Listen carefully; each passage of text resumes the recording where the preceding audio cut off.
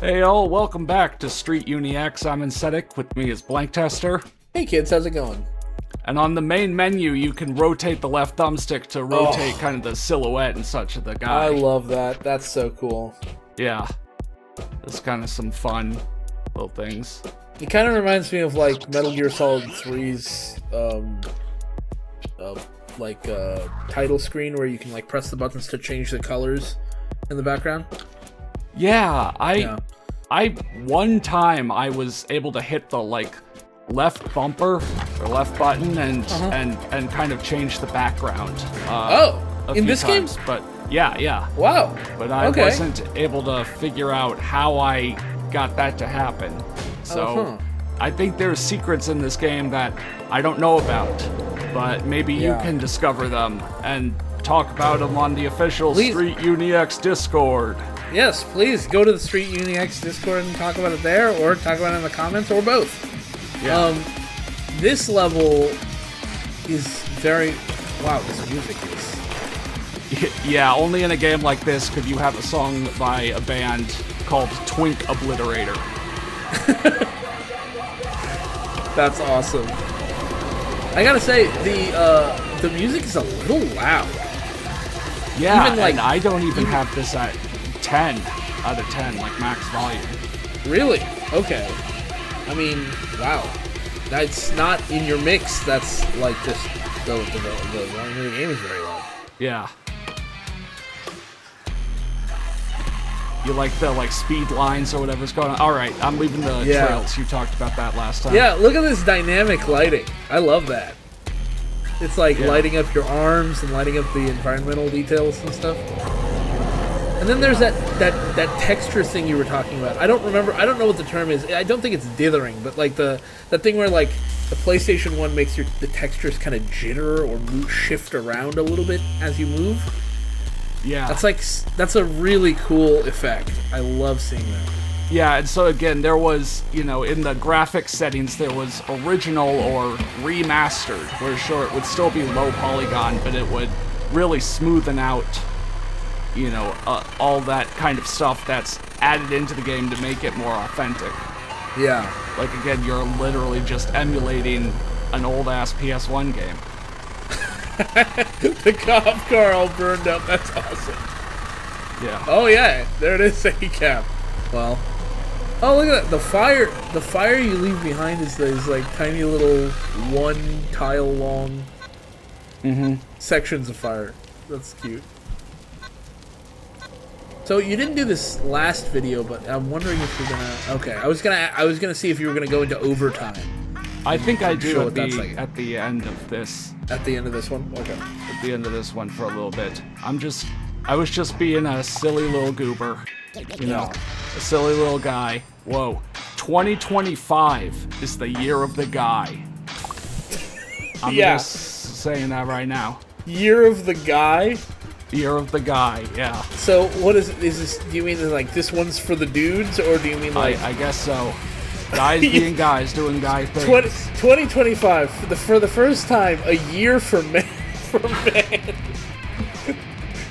Let's give the police this one. Oh, big pile of trash, okay. This is TC's Roof Gap 2025.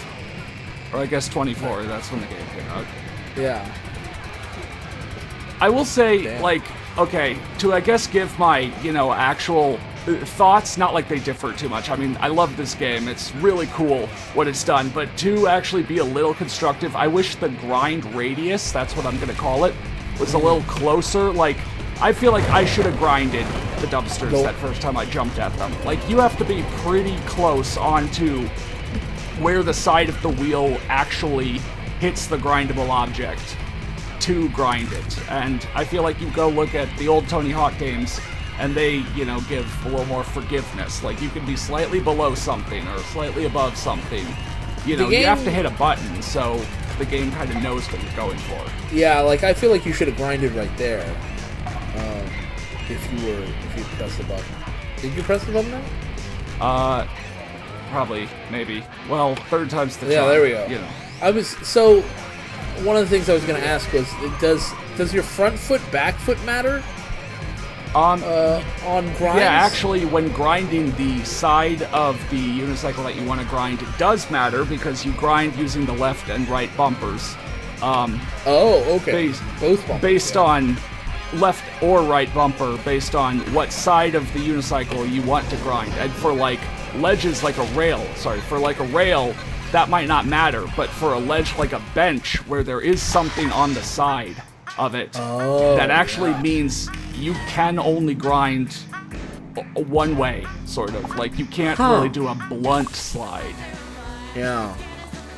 But in theory, you're going to be so connected to your to which side you're grinding at all times that you're going to know which button you're pressing regardless. Right, you get used to it. Yeah, you get used to it. That's cool, because like that's one thing I don't like about like retro games that get brought to modern, like retro style games that are built for modern systems. They still have a full controller of buttons to fill, and some of these games will try to fill that button, that controller with a bunch of controls. And I think in this case, it makes sense to separate the grind into two buttons, because on a unicycle, you do have that sort of consideration. Grinding is not just grinding, because it's also the pedal you're using to move around. So separating it into two makes sense, because it's also making better economy of the controller, I think. Yeah. And then, like, for example, the spin, you need to use the triggers, which I know back in, like, the Tony Hawk days, you could use the triggers or just hold left or right. Oh, that was being a really silly little guy. Yeah, that was absolutely being you're the silly guy, a little guy. Yeah. Bouncing around being a silly guy. And like Rad Rat has a great video on, covering this game, and Rad Rat mentioned that he'd have liked to see, you be able to turn your character by just using the D-pad or the control stick as well as the triggers. Again, kind of to bring it back in line with how the old Tony Hawk games did it. So turning. I meant spinning. Spinning. Okay. Spinning. Oh, I see. Okay. Yeah. What was that sound? The train going up overhead. Oh, I see. Okay. All right. Am I going to stay in overtime? Yeah. So you can continue on past the end of the, 2-minute timer, and it'll actually show overtime and have this heartbeat kind of going on in the background. And I believe there's an achievement for going like a minute into overtime in one combo, because you have to be in a combo. Yeah, and once the combo ends, it just ends. Yeah. Wow. I didn't hear the heartbeat the first time when I was watching you play before. But the heartbeat really does add something to it, I think. Because that is basically, when you're in overtime, that's one of the things I think, when you're making a nostalgic experience, part of it is recreating the actual real experience, the semantic experience of what we lived through, and part of it is recreating the feeling we had when we were doing it. And I really like Daffodil including a little bit of each. Yeah. All right. Well, that was Downtown. Once you know what you're doing, these levels do go by pretty quick. But, yeah, that was Downtown. Next up, we're going to the indoor park. Again, I hope you all have been enjoying, and I hope you stay with us, and I'll see you then.